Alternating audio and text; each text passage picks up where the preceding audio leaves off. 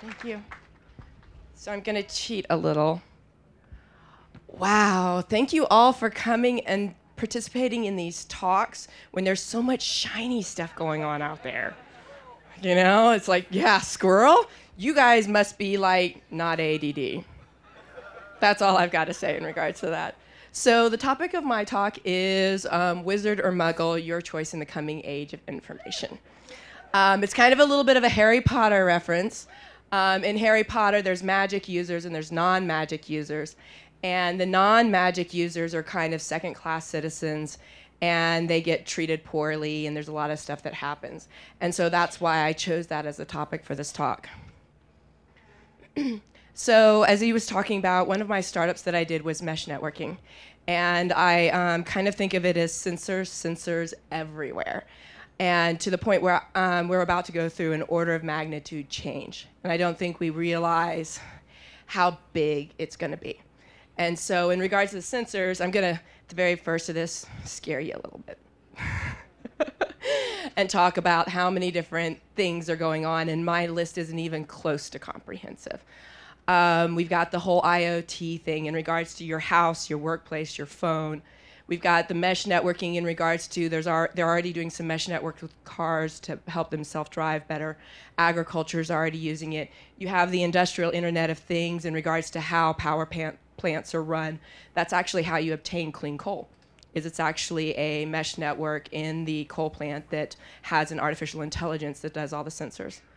Our health networks are going to be going this direction. How many of you people are wearing a Fitbit or something along those lines? Raise your hands. All right, so you do realize that you're basically uploading your sex life to Nike? We've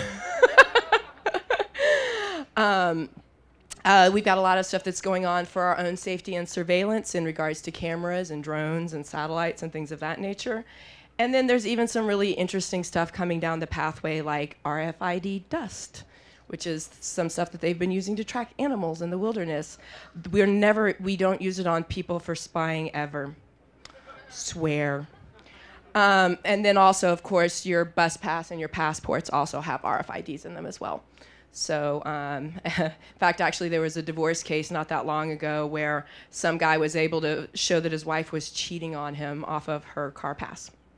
So one of the things I want to talk about in regards to these sensors is the thing that I care about a lot, which is mesh networking. I think, in a way, with the internet, we've gotten lost. It used to be that the internet was supposed to be a mesh network. It was supposed to be a web of everything. And instead, now we're dependent on these huge trunks. And we're at the mercies of the telecoms and things of that nature. And with this new mesh network, I think we have the opportunity to take things back again. And that's one of the things that I'd like for us to all look at more. So I'd also like to break out the sensors for you into some different pieces. We've got anything that goes to electrical grid, lights in your appliances. Soon, every single LED will have a little tiny computer in it. Seen it, it's coming. Then there's things that require regular charging, like your phone or your car. I'm sorry, but anyone who's carrying a phone, you're carrying like the best sensor out there in regards to people tracking you. Sandy Pentland at MIT did some amazing studies several years ago showing how much information he was able to derive from people's personal behavior in regards to their cell phone usage. You've got things with autonomous power like satellites and weather stations, things that just can sit out there and do whatever they need to do. And then, of course, I'll go into the woo-woo stuff again, which is not woo-woo, it actually all exists, which is RF power, which is things that can be a lot more autonomous. So did any of you guys ever do a crystal radio set? Yay. So did that crystal radio set have batteries? No. It basically takes the energy from the RF waves itself and uses that to power itself. There's also some microwave technology that's like really strict, but you don't want to stand in front of it for charging things as well. So you can't sit there and follow the wires to always necessarily know where all the sensors are going to be. There's been a lot of cool sensor projects at Burning Man. A shout out to Particle Camp. They did a really cool thing where they basically went around and took particle sensors and measured air quality all over Burning Man. I know you guys have seen the jellyfish, right? Y'all have seen the jellyfish on the sticks? Yeah. Well, they've been syncing those up so that when they get close to each other, their lights start to interact with one another. So yeah. And then there's some of the art cars this year actually have a sensor net on them where they're actually creating art by drawing traces on the Burning Man art map. So, and then of course we issued, I believe, 200 drone permits. So that's some pretty crazy stuff there. Okay, so with the sensors, some of the stuff that's happening, and I call this current limitations. It's not really, but it is some of the stuff that's keeping things from gelling as fast as it would normally. There's some limitations, like with Bluetooth, in regards to how many things you can have be a master. So you got 7. There's limits with Bluetooth LE. There's limits with Wi-Fi. You have to consider things like encryption for if you want to go IPv6. And then there's a lot of issues in regards to cohesion, in regards to standards. So there are some different stuff that won't play with one another. But that's starting to change, especially as people are realizing how important it's going to be and how much more powerful things can be. Like Nelson was talking about right before me, once people start to see how valuable that data is and how much they can mesh it up with other data, things are going to go even faster. I think actually the real 2 limitations we have right now is usability and power infrastructure. And that's why earlier when I talked about the different types of sensors, I talked about the power infrastructure.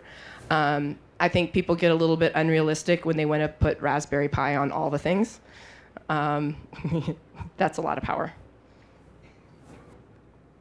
And then we have a lot of wins that are going to come out of this. And I think Nelson actually illustrated a lot of those from a big data perspective. But there's a lot in regards to safety with the automobiles. Google's putting a lot of money into that. It's going to happen. There's a lot of stuff in regards to the medical. You can swallow a pill that will go through and take a whole bunch of different internal readings for you. There's going to be a lot. I think the biggest driver is actually going to be efficiency in regards to having anything and everything that's wired because of power load distribution. And so all of those little networks of lights and things are going to become much, much more aware so that they can actually use power in a more sophisticated fashion. So the next thing is that some people think we should hide. You can't. Sorry. You're at Burning Man. I just told you about 5 projects that are out here. We've got Wi-Fi now. Occasionally we get cell phone reception. And then the biggest problem is that the more data that you get, the harder it is to anonymize it. It just becomes one of those things where as soon as you add in one more element of information, people can then figure out it's you. And then the biggest thing that's going to happen is what we have here, which is family. Family is going to be the biggest group that outs you more than anything else. And that they won't necessarily always be practicing the same kind of safety that you're practicing, and they'll accidentally out you. And now I have, for us, some of y'all might know this, I think it's the perfect mantra for being out in the desert, for how we're going to fix this. So if y'all know this, you can say along with me. I was going to have it up on the screen, but, technical. Fear. I must not fear. Fear is the lethal death that brings total obliteration. I will see my fear. I will allow it to pass over and through me. And when it is past, I will turn to see its path, and only I will remain.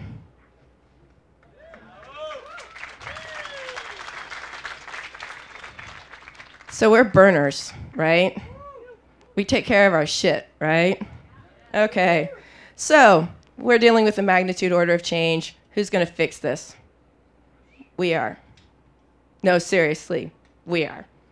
There's a bunch of people who come out here who are some of the founders of the internet. There's a bunch of people who come out here that are inventing some of this new tech I'm talking about. We're going to do it. How are we going to do it? We're going to create our own guilds. That's how we're going to do it, just like in D&D. We're going to show our own radical self-reliance, baby. So when you're going through and you're creating a guild, one thing you want, wizard, right? He's kind of grumpy, he's kind of a little misunderstood, but that dude knows these sensors. He knows this technology. You need to go grab one of him. He'll typically belong to another guild like IEEE, IETF, something along those lines. He works in different elements: earth, fire, water, iron, wood, protocol systems, identity systems, data science. You've also got to go get your cleric. Your cleric's your lawful good. There's some good ones around here would be some of them people from EFF. Any of y'all sponsor EFF out here? Woo! Woo! All right, if you're not, you should. Because EFF, they're the healers. They're the ones that when the legislation screws up and starts to come after us, they defend us. So you need to get your EFF. You need to get your ACLU. They're out there trying to change the legislation to also help protect us. So you need to get them on your team. There's also a whole bunch of open data groups out there. Go check out one of those. Just Google open data. Next one you got are your holy warriors, your paladins. These are going to be your open source people, your open source software guys, and your open source hardware guys. They're kind of like religious, though, so you got to watch out. I'm purposely poking fun at people in the audience. Next, you got to get your thieves and your rogues. Yeah. You want your chaotic good, evil, or neutral. You know, whatever floats your boat. Basically, your white hat hackers, your gray hat hackers, or your black hat hackers. The thing about these boys and girls is they do not read the directions. And they're really good at breaking stuff. And so they're going to be the ones that are going to be there when you're down, because that's what you need in your guild, right? Next and lastly, you've got your bards. You know, bards get picked on a lot in D&D. And I'm just like, not for that. We need the bards. We need the bards because the bards are the teachers. The bards spread the word. The bards figure stuff out and promote it. They give them multiple perspectives. They're the ones who explain our big journeys to the outside world. So you need your bards. Probably need more than one. They also kind of make it fun. And then lastly, you don't want to be a red shirt. So you want to get on one of these teams in some fashion so that you're not the red shirt, so that you don't get killed. So reality is a little harder than the games. So what I would like to propose is, would you like to play a game at Burning Man? So what I would like to propose is creating a BRC-wide mesh network, open source, open hardware. We create beacons on every single street sign. You guys get necklaces. We go out there and we play games with it. We play Capture the Flag. We play Where's My Camp. We play Hey, Who Hid the Porta Potty. We play Dates. We play Assassin. We do all of these different things in an open source fashion so that we can actually go out there and start defining some of these protocols, some of these standards. We get to know all this information, and we do it. So I think that's kind of like the ultimate in regards to radical inclusion.